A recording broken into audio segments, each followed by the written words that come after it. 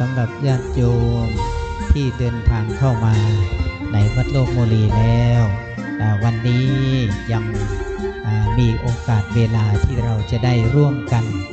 ในกิจกรรมที่เป็นบุญเป็นกุศลเช่นการจุดประทีปบูชาประทีปสีสาย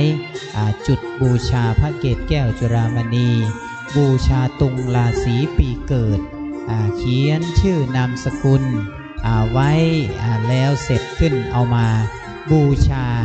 แขวนไว้ในซุ้มสืบชะตาวันพรุ่งนี้จะมีการสืบชะตาเทศมหาชาติเวสสันดรชาดกในวันพรุ่งนี้นั้นอาจจะเริ่มการเทศมหาชาติตั้งแต่ 7 นาฬิกาตอนเช้า 7 นาฬิกาเราจะเริ่มเทศกันทศพรจนถึงเวลาประมาณ 20 นาฬิกาตอนกลางคืนเรียกว่าเทศวันเดียว13กันเทศเวสสันดรชาดก13กันญาติโยมทั้งหลายเดินทางมาอยากจะบูชาตุงราศีปีเกิดของเราเพื่อเป็นเครื่องบูชากันเทศสืบชะตาราศีเสริมบุญเสริมกุศลเสริมบารมีประจำปีเกิดของเราบูชากันเทศประจำปีเกิดของเรากันไหนเกิดปีอะไรชวดหนูฉลูวัวขานเสือเถาะกระต่ายมะรงงูใหญ่มะเสงงูเล็กมะเมียม้ามะแม่แพะปีต่างๆเป็นปีเกิดของเราจอกุลละกาปีไหนเป็นปีเกิดของเราบูชาตุงราศีปีเกิดเป็นตุงเงินตุงทองที่บูชา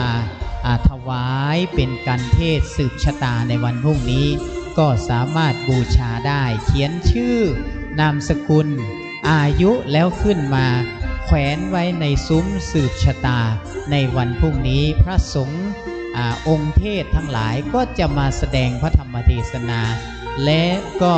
เป็นการสืบชะตาให้กับเจ้าของชะตาราศีทั้งหลายทั้งปวงในวันพรุ่งนี้เริ่มตั้งแต่ 7 นาฬิกาเป็นต้นไป13กันในวันเดียวนะวันพรุ่งนี้เราวันนี้มาแล้วโอกาสก็สามารถที่จะเขียนตุงราศีปีเกิดมาบูชามาอธิษฐานจิตต่อพระองค์พระพุทธสันติจิระบรมโลกนาถองค์พระประธานถวายเป็นพุทธบูชาธรรมบูชาสังฆบูชาสืบชะตาราศีปีเกิดถวายเป็นกันเทศประจำปีเกิดของเราในวันพรุ่งนี้เกิดปีไหนพระท่านเทศไปถึงปีนั้นบุญบารมีราศีของเราก็จะได้ส่งเสริมให้เรามีความสุขความเจริญคิดทำสิ่งใดก็ประสบความสุขความสำเร็จประสบความสมปรารถนาโดยบุญกุศลที่เราได้ทำในวันนี้เป็นสิ่งที่จะเป็นเครื่องค้ำชูชะตาปีเกิดของเราให้เราได้พบกับสิ่งดีๆในชีวิตของเราอยู่เย็นเป็นสุขทั้งส่วนตัวทั้งครอบครัวทั้งชีวิตวันพรุ่งนี้หากมีโอกาสนะก็เจริญพรมาได้ตั้งแต่ 7 โมงเช้าจนถึง 2 ทุ่มในวันพรุ่งนี้มีเทศมหาชาติตลอดทั้งวันที่วัดโลกโมลีวันพรุ่งนี้อันเทศมหาชาติตลอดทั้งวันเมื่อเอาขึ้นมาในวิหารแล้วสามารถเข้ามาแขวนซุ้มในเลยโยมเข้ามาทางด้านในได้เลยในซุ้มเลยในบริเวณซุ้มชะตาได้เลยนะแขวนด้านในนี้ได้หมดเลยแขวนตรงบริเวณซุ้มสืบชะตานี่แหละวันพรุ่งนี้จะได้ทำการสืบชะตาให้กับเจ้าของชะตาราศีปีเกิดปีต่างๆที่เราเกิดปีต่างๆที่เราเขียนไว้เป็น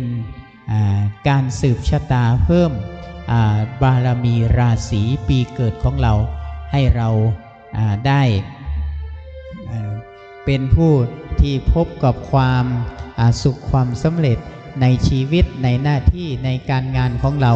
ปรารถนาสิ่งใดที่อยากจะให้มันมีความสำเร็จ ปรารถนาสิ่งใดที่เป็นบุญเป็นกุศลเป็นสิ่งที่เกิดขึ้นในชีวิตของเราก็อธิษฐานตั้งสัจจะอธิษฐานแล้วก็บูชาเรียกว่าอย่างที่เรามาบูชากันเนี่ยบูชาคมเพื่อการถวายเป็นพุทธบูชาธรรมบูชาสังฆบูชาเป็นการบูชาต่อพระเกศแก้วจุฬามณีบูชาด้วยการจุดประทีปสีสายจุดประทีปกี่ดวงตามเจตนาของเรา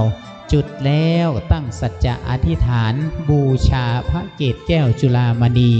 อันเป็นที่ประดิษฐานพระเขี้ยวแก้วขององค์สมเด็จพระสัมมาสัมพุทธเจ้าให้เรามีความสุขความเจริญในชีวิตของเราอยู่ก็คนรักจากไปก็คนเป็นห่วงไปที่ไหนก็มีแต่คนรักคนชอบใจทำสิ่งใดก็มีความสำเร็จสิ่งไหนที่ว่ายากก็ให้มันง่ายสิ่งไหนที่มันง่ายก็ให้สำเร็จเร็ววันอย่างนี้ด้วยอำนาจบุญกุศลที่เราได้ทำด้วยบุญด้วยกุศลที่เราได้บูชาถึงพระรัตนตรัยบูชาถึงพระธาตุเกศแก้วจุฬามณีในวันลอยกระทงนี้นอกเหนือจากที่เราจะได้ขอขมาเรียกว่าบูชาพระแม่คงคาบูชาน้ำแหล่งน้ำต่างๆที่เราได้ใช้สอยเราได้บริโภคเราเรียกว่าเป็นแสดงกตัญญูตาธรรมเป็นการแสดงความกตัญญูต่อสิ่งที่เป็นประโยชน์เป็นคุณแก่เราประการหนึ่งการลอยกระทงก็มีคติความเชื่อกันแล้วการได้ถวายประทีปโคมไฟการได้ถวายการเทศในการเทศมหาชาติเวสสันดรชาดกก็เป็นอีกบุญหนึ่งที่ว่าเป็นมหากุศลญาติโยมทั้งหลายได้บูชาการเทศได้บูชาตุงราศีปีเกิดเพื่อเป็นการสืบชะตาราศีของเราในการเทศมหาชาติในกันต่างๆที่เป็นกันประจำราศีปีเกิดของเราแล้วสิ่งเหล่านี้เป็นสิ่งที่ช่วยให้เรามีกำลังใจช่วยให้เรามีจิตใจเข้มแข็งช่วยให้เรานำเอาพลังแห่งบุญแห่งกุศลเหล่านี้ไปเป็นเครื่องส่งเสริมในการที่เราจะประกอบอาชีพประกอบการงานประกอบการศึกษาหรือทำธุรกิจต่างๆเรามีกำลังใจเรามีกำลังบุญคอยหนุนคอยส่งเสริมสิ่งไหนที่เราทำนั้นสิ่งใดที่มันเป็นไปโดยชอบถูกต้องโดยธรรมขององค์สมเด็จพระสัมมาสัมพุทธเจ้าแล้วสิ่งนั้นต่างๆก็จะพันสำเร็จไม่มีความยากปรากฏให้เราเห็นเข้ามาแขวนข้างในเลยเข้ามาแขวนทางด้านในได้เลยนะโยมนะทางด้านในที่ซุ้มสืบชะตานี่นะจะเอาแขวนตรงไหนได้เลยในบริเวณซุ้มที่เราเป็นซุ้มสืบชะตานี้วันพรุ่งนี้พระสงฆ์องค์เทศ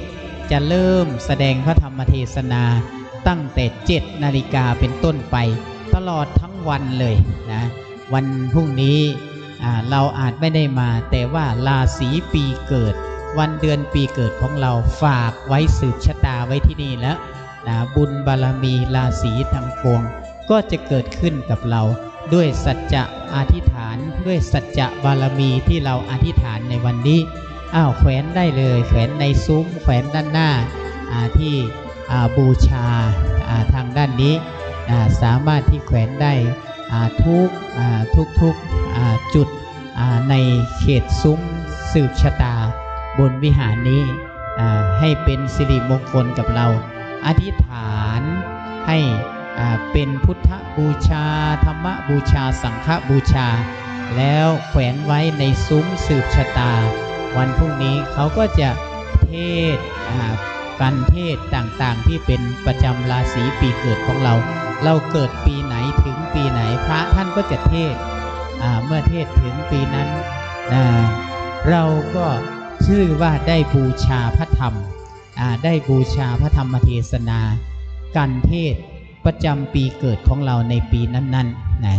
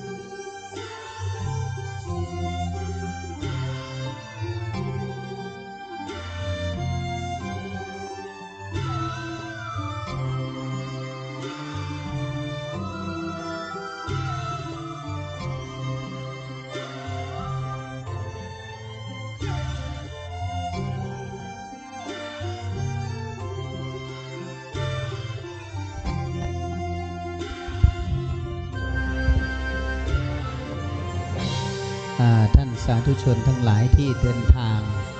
เข้ามาสู่วัดโลกโมลีได้มาร่วมกันในประเพณียี่เป่งในวันนี้ในโอกาสนี้ช่วงนี้วัดโลกโมลีได้จัดให้มีการแสดงพระธรรมเทศนาเทศมหาชาติบูชาราศีปีเกิดเทศมหาชาติเวสสันดรชาดกเพื่อเป็นการเพิ่มบุญกุศลให้ญาติโยมทั้งหลายได้มีโอกาสทำบุญเป็นเรียกว่าบุญที่เป็นการละทานการกุศล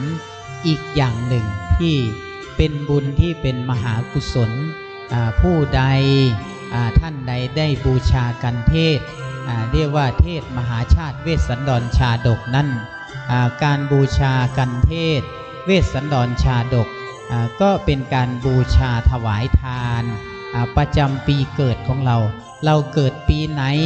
เราจะบูชากันเทศปีไหนเราก็สามารถที่จะอธิษฐานถวายทานตามกำลังศรัทธาของเรานอกเหนือจากนั้นก็มีโอกาสให้ญาติโยมทั้งหลายได้บูชาตุงที่เรียกว่าประจำราศีปีเกิดไว้ในการสืบชะตาราศีในวันพรุ่งนี้จะเป็นการแสดงพระธรรมเทศนาเมื่อวันนี้เรามาถึงแล้วเขียนชื่อนามสกุลวันเดือนปีเกิดอายุของเราเสร็จแล้วก็มาแขวนไว้ที่ซุ้มสืบชะตาของเราในมณฑลพิธีสืบชะตาฟังเทศมหาชาติบนพระวิหารนี้ก็จะเป็นการที่ญาติโยมทั้งหลายได้มีโอกาสได้สืบชะตาราศีปีเกิดของเราเป็นการสืบชะตาเสริมบารมีเสริมราศีของเราให้มีความเจริญรุ่งเรืองรุ่งโรจน์ให้ชีวิตของเรามีความสุขให้ชีวิตของเราปราศจากความทุกข์โศกโรคภัยให้ชีวิตของเรานั้นได้มีสิ่งดีๆสิ่งที่เราปรารถนาเข้ามาหาชีวิตได้พันพบป ประสบคนดีได้พันพบประสบสิ่งดีในชีวิตของเราเดินทางมาจังหวัดเชียงใหม่มาทำบุญเชื่อว่าญาติโยมสาธุชนทั้งหลายที่มาเชียงใหม่ในวันนี้นะได้ทำบุญ2 อย่างเป็นอย่างน้อยบุญกฐินอย่างหนึ่งนะเมื่อได้มาทำบุญกฐินเรียกว่าก็เป็นมหาทานอีกอย่างหนึ่งนะญาติโยมทั้งหลายการได้เดินทางมาจากต่างจังหวัดมาทอดกฐินในจังหวัดเชียงใหม่ก็ดีลำพูนก็ดีมีโอกาสเดินทางมาวัดโลกโมลีก็ได้ทำบุญที่เรียกว่าบุญเทศมหาชาติอีกประการหนึ่งนะบุญทั้ง2 อย่างนี้ท่านสาธุชนทั้งหลายองค์สมเด็จพระสัมมาสัมพุทธเจ้าตรัสว่าบุญที่มีอานิสงส์มาก4 ประการในพระพุทธศาสนานี้อันได้แก่บุญเทศมหาชาติบุญกฐินทานบุญสังฆยนา100 กองพระธรรมวินัยและบุญในการบรรพชาอุปสมบทกุลบุตรในพระพุทธศาสนาบุญ4 ประการนี้ถ้าญาติโยมสาธุชนทั้งหลายได้ร่วมบุญใดได้ทำบุญใดบุญนั้นแหละจะมีพละอานิสงส์ยิ่งใหญ่ให้กับชีวิตของเราเพราะฉะนั้นเมื่อเราได้ทำบุญทั้ง4 อย่างนี้เมื่อเรามีโอกาสได้ทำบุญให้เราตั้งสัจจะอธิษฐานก็เรียกว่าอธิษฐานบารมีอธิษฐานบุญอธิษฐานกุศลทำบุญเราก็ต้องอธิษฐานอธิษฐานเพื่อเป็นกำลังใจอธิษฐานเพื่อเป็นกำลังบุญกุศลให้เรามีพลังจิตพลังใจมีพลังบุญกุศลในการที่จะส่งเสริมอุดหนุนชีวิตของเราให้ชีวิตของเรามีความสุขให้ชีวิตของเราพบกับสิ่งดีๆสิ่งที่เราปรารถนาสิ่งที่เราตั้งใจที่เป็นบุญเป็นกุศลทั้งหลายเนี่ยสิ่งเหล่านี้นั้นมันเกิดขึ้นและมีได้ด้วยตัวของเราทำเองเราทำบุญไปเราก็ได้เป็นบุญเป็นกุศลเป็นความดีงามเกิดขึ้นกับชีวิตของเราเบื้องต้นแล้วเมื่อญาติโยมทั้งหลายเราได้ทำบุญแล้วเราก็มีความชื่นใจเราได้ทำบุญแล้วเราก็มีความสบายใจไม่มีใครได้ทำบุญแล้วหรือว่าทุกข์ใจนะอันนี้เป็นสิ่งที่ไม่ใช่บุญไม่ใช่กุศลละถ้าทำแล้วมีความทุกข์ใจนะดังนั้นบุญนี้ได้ชื่อว่าเป็นคุณความดีบุญนี้ได้ชื่อว่าเป็นสิ่งที่สงบบุญนี้ได้ชื่อว่าเป็นสิ่งที่ให้เราพบความสุขเรียกว่าสะอาดสงบแล้วก็สุขก็ด้วยบุญกุศลบุญกุศลที่เราได้ทำนี่แหละเป็นสิ่งส่งเสริมให้ชีวิตของเราได้พบความสุขได้พบความเจริญการได้บูชาสิ่งที่ควรบูชา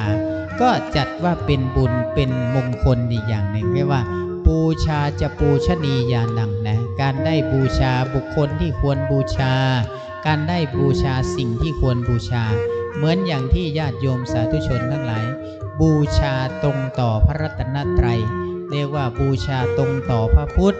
บูชาตรงต่อพระธรรมบูชาตรงต่อพระสงฆ์อันนี้เป็นบุญที่ยิ่งใหญ่ที่เป็นเครื่องส่งเสริมให้ญาติโยมท่านสาธุชนทั้งหลายอย่างที่เราได้เขียนโคมบูชาได้จุดประทีปสีสาย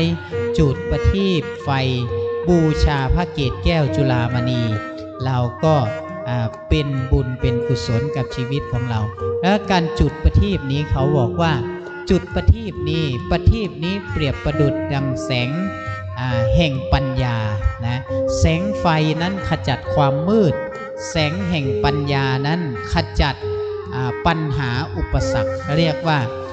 แสงแห่งปัญญานำพาให้ชีวิตมีสุขสติปัญญานี้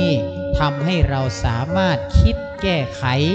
ทำให้เราสามารถคิดทำการที่ยิ่งใหญ่ทำให้เราสามารถมีความสำเร็จในชีวิตของเราได้ถ้าใครไม่มีสติถ้าใครไม่ใช้ปัญญาไม่มีสติปัญญาแล้วเราก็ไม่สามารถที่จะทำอะไรได้สำเร็จ เราก็ไม่สามารถทำในสิ่งที่ถูกต้องเพราะฉะนั้นแสงแห่งปัญญาก็เรียกว่าปัญญาเนี่ยเป็นแสงสว่างในโลกนะว่านัตถิปัญญาสมาอาภาเรียกว่าแสงสว่างใดๆทั้งปวงในโลกนี้ไม่เท่าแสงสว่างแห่งปัญญาหรือว่าแสงสว่างแห่งปัญญานี้เหมือนดังพระปัญญาที่คุณขององค์สมเด็จพระสัมมาสัมพุทธเจ้าของเราองค์สมเด็จพระสัมมาสัมพุทธเจ้าทรงตรัสรู้อนุตตรสัมมาสัมโพธิญาณด้วยพระปัญญาที่คุณเรียกว่าด้วยพระปัญญาที่คุณของพระองค์ที่ทรงเห็นสัจธรรมความจริงดังนั้นญาติโยมสาธุชนทั้งหลายเราได้บูชาประทีปสีสายประทีปเทียนนี่เป็นสิ่งที่เราบูชาพระปัญญาคุณขององค์สมเด็จพระสัมมาสัมพุทธเจ้าระลึกถึงแสงสว่างคือแสงธรรมแสงธรรมนำสุขในชีวิตเมื่อเราได้จุดแสงประทีปแล้วแสงประทีปทำให้ความมืดมันหายไปชั้นใดแสงแห่งปัญญาก็ทำให้ความโรคความโกรธความหลงความไม่มีสติปัญญาในชีวิตของเราก็หายไปด้วยการใช้สติ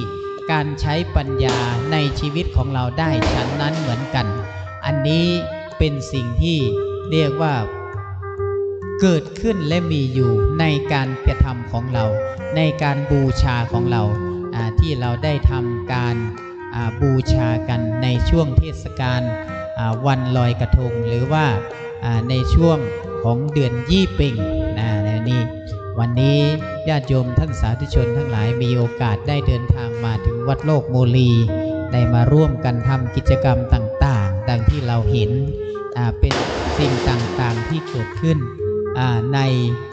สิ่งต่างๆเหล่านี้ก็อาจเป็นว่ามันเป็นประเพณีที่เกิดขึ้นในปีหนึ่งเราก็มีโอกาสที่ได้ร่วมกันแสดงได้ร่วมกันทำได้ร่วมกันบูชามีทั้งความสนุกสนานเพลิดเพลินมีทั้งการได้ทำบุญทำกุศลในสิ่งที่เป็นประเพณีวัฒนธรรมของเรานี้เป็นสิ่งที่ชาวพุทธของเรานี้มีความฉลาดชาวพุทธของเรานี้มีความฉลาดนะไม่มีความเพลิดเพลินอย่างเดียวแต่เป็นบ่อเกิดแห่งการได้ทำบุญด้วยนะเหมือนอย่างเราได้ทำบุญในการบูชาโคมเขียนโคมแล้วบูชาต่อพระรัตนตรัยพระเกศแก้วจุฬามณีในการบูชาโคมเขียนชื่ออายุวันเดือนปีเกิดของเราเสร็จแล้วอธิษฐานสัจจะบูชาบูชาให้เราให้ครอบครัวให้มีความสุขให้มีความสำเร็จในการทำธุรกิจประกอบหน้าที่การงานการศึกษาต่างๆให้เราได้ถึงความสำเร็จด้วยอานุภาพบุญกุศลนั้นอันนี้ญาติโยมสาธุชนทั้งหลายก็ได้ทำกันในวันนี้ทางวัดโลกโมลีได้จัดให้กิจกรรมต่างๆให้ท่านทั้งหลายได้ร่วมกันทำได้ร่วมกันบำเพ็ญร่วมกันในโอกาสนี้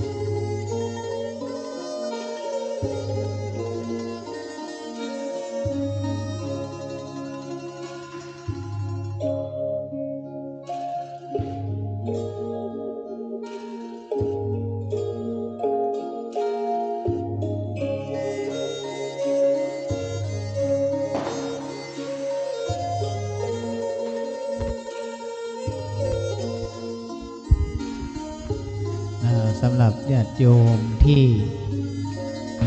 ไม่ได้ขึ้นมาบนพระวิหารขึ้นมา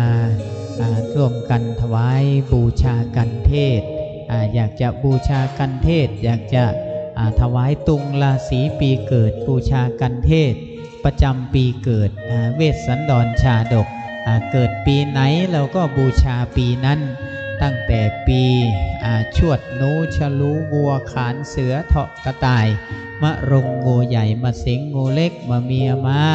มะเมแพะจอม้าละกาไก่กุนหมูเกิดปีไหนเราก็บูชาการเทศประจำปีเกิดของเราในวันพรุ่งนี้นั้นจะมีการเทศมหาชาติสืบชะตาราศีปีเกิดของแต่ละคนแต่ละท่านในวันนี้มีโอกาสอยากจะบูชาตุงราศีปีเกิดเขียนชื่อนามสกุลวันเดือนปีเกิดอายุแล้วขึ้นมาบูชาไว้ในซุ้มสืบชะตาซุ้มสืบชะตาในมณฑลพิธีที่แสดงพระธรรมเทศนาเวสสันดรชาดกในวันพรุ่งนี้ก็สามารถที่จะบูชาและก็เขียนและก็ขึ้นมาแขวนไว้ในวิหารแห่งนี้ได้หรือว่าจะมาถวายบูชาเสียบต้นบูชากันเทศแต่ละปีก็สามารถทำได้ตามสะดวกตามกุศลและศรัทธาของญาติโยมทั้งหลายกราบได้บูชาโคมได้บูชาประทีปสีสายเสร็จแล้วซ้ำก็ขึ้นมากราบพระรัตนตรัยกราบพระพุทธสันติจิรบรมโลกนาถพระประธานประจำวิหารอุโบสถวัดโลกโมลีแห่งนี้ได้ขึ้นมาทำบุญแล้วก็ได้กราบพระอธิษฐานในบุญกุศลของเราตั้งสัจจะอธิษฐานบูชาพระรัตนตรัยพุทธบูชาธรรมบูชาสังฆบูชาให้เป็นบุญเป็นกุศลให้เป็นเครื่องปกปักรักษาให้ชีวิตของเรามีความสุขความเจริญปราศจากความทุกข์ยากลำบากอันจะเป็นเครื่องกีดกั้นความดีในชีวิตของเราเมื่อเขียนแล้วเข้ามาแขวนข้างในเลยโยมเข้ามาข้างในที่ซุ้มสืบชะตาได้เลยในซุ้มก็ได้ในที่ในซุ้มสืบชะตานั่นเลยวันพรุ่งนี้เขาจะได้เวลาเทศมาแล้วก็สืบชะตาให้เราไปเลยนะสืบชะตาของเราด้วยในวันพรุ่งนี้พระธรรมเทศนานี่จะเทศตั้งแต่เช้า7 โมงเช้าเริ่มตั้งแต่กันทศพรต่อด้วยกันหิมพานต์ทานกันวรรณประเวศชูชกจุลพลมหาพลกันกุมารกันมัสสีแล้วก็การชักคติและนครกันอย่างนี้เป็นต้นวันพรุ่งนี้13กันในการแสดงพระธรรมเทศนาในวันพรุ่งนี้มหาเวสสันดรชาดกเรียกว่าเป็นพระชาติสุดท้ายที่ก่อนที่จะมาเสด็จอุบัติเป็นเจ้าชายสิทธัตถะแล้วได้ตรัสรู้เป็นพระสัมมาสัมพุทธเจ้าเป็นสมเด็จพระสัมมาสัมพุทธเจ้าของเราในพระชาติสุดท้ายทรงเสวยพระชาติเป็นเวสสันดรถวายทานที่เราได้ยินเล่ากันในชาดกว่าพระเวสสันดรนั้นถวายทานเป็นมหาทานเรียกว่าทานหมดทั้งทรัพย์สินทั้งแม้กระทั่งชีวิตเลือดเนื้อใครมาขอก็ให้หมดอย่างนี้เขาอุปมาว่าพระเวสสันดรนั้นถวายทานนี้ให้ได้แม้กระทั่งชีวิตแม้กระทั่งเลือดเนื้อของตัวเองก็จะให้ได้ใครมาขอชีวิตก็จะให้ได้ก็หมายถึงว่าเหมือนเปรียบเหมือนกับบุตรเปรียบเหมือนกับภรรยาของพระเวสสันดรที่ได้ทรงถวายให้กับท านให้กับชูชกก็ดีถวายทานให้กับพราหมณ์เท่าก็ดีที่พระอินทร์ทรงแปลงกายมาข้ามาขอพระนางมัตสีจากพระเวสสันดรพระเวสสันดรก็สามารถที่จะให้สละเป็นทานได้ทั้งหมดทั้งมวลนี้เรียกว่าเป็นมหาทานเรียกว่าทานอันยิ่งใหญ่นั้นวันพรุ่งนี้เนี่ยจะมีการแสดงพระธรรมเทศนาในมหาเวสสันดรชาดกหรือว่าเวสสันดรชาดกในวันพรุ่งนี้ทั้ง13กันตั้งแต่กันทศพรหิมพานต์ทันกันวรรณประเวศจนถึงชัคตินครกันเป็นที่สุดวันพรุ่งนี้ตลอดทั้งวันใครที่จะบูชากันเทศก็ขึ้นมาบนพระวิหารอยากที่จะเขียนตุงราศีปีเกิดเพื่อสืบชะตาราศีปีเกิดของตัวเองก็สามารถที่จะบูชากับสมณเณรจะบูชาที่หน้าข้างๆพระวิหารแล้วขึ้นมาแขวนไว้เป็นการเขียนชื่อวันเดือนปีเกิดของเราเป็นชื่อวันเดือนปีเกิดเสร็จแล้วก็อธิษฐานเป็นสัจจะบารมีอธิษฐานสัจจะถวายบูชาพระรัตนตรัยบูชาเพื่อเป็นการบูชาธรรมเทศนาที่จะเทศในวันพรุ่งนี้เรียกว่าเวสสันดรชาดกในวันพรุ่งนี้ก็สามารถทำได้ตามกุศลศรัทธาของท่านสาธุญาติโยมทั้งหลายที่อยากจะทำกิจกรรมไหนอยากจะเขียนโคมถวายโคมถวายหรือว่าอยากจะจุดประทีปสีสายจุดประทีปในการบูชาพระเกศแก้วจุฬามณีเรียกว่า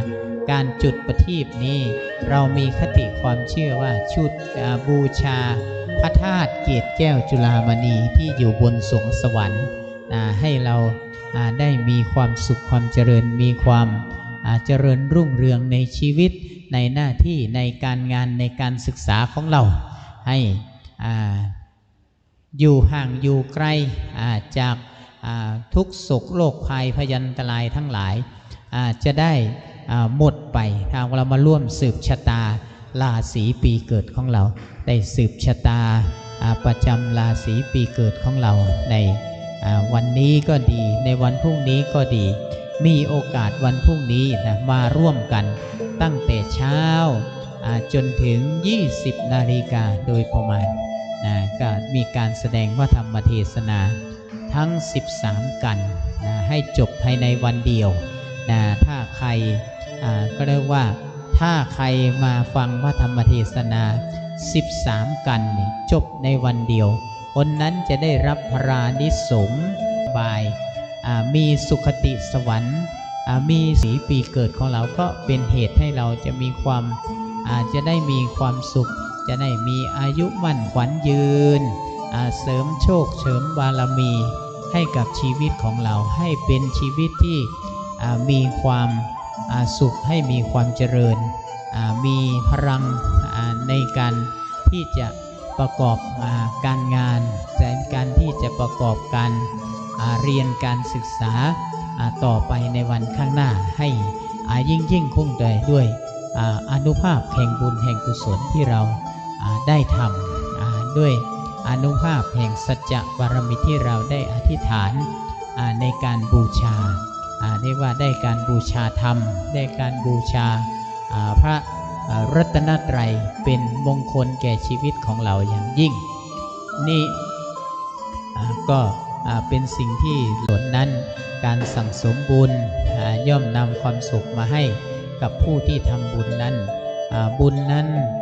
ใครทำคนนั้นก็ได้รับผลของบุญนั้นบุญเรียกว่าเป็นสิ่งที่ใครทำใครได้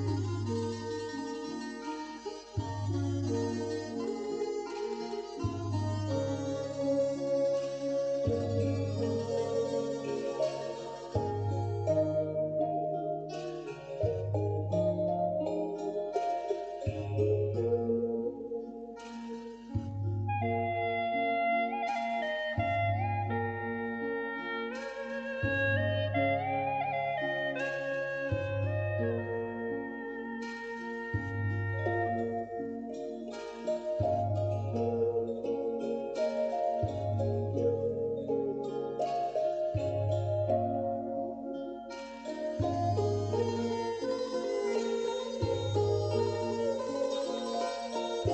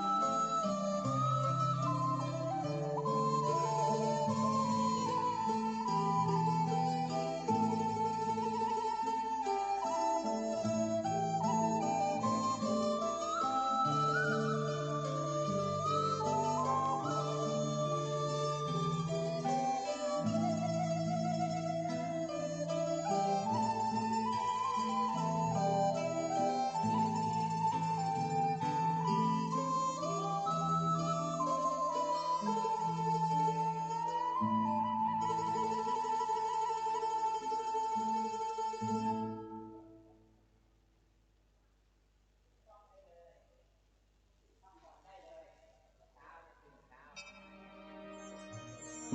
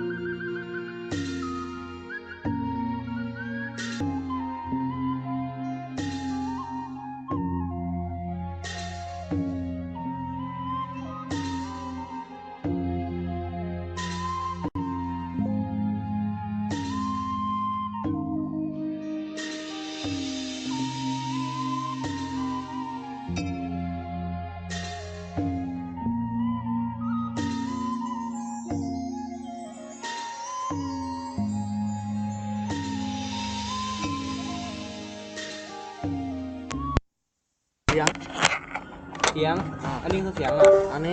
นี้สายภาพอัดคลิปอะโอ้ยังลืมละ ลืมละอันนี้เสียงอันนี้ภาพพูดเป็นมาลืมละเอาเป่าคอมอ่ะฮะเป่าคอมนู่นไหนวะเป่าคอมเป่าคอมเป่าคอมก็คือเนี่ยไม่ได้กินปลากรอบอ่ะคือกระอู้กระเป๋าคอมอีกอ่ะเป่าคอมเป่าคอมอ่ะเอาปากคอมนี่นี่อย่างวะเฮ้ยมี power bank เนี่ยเหรอ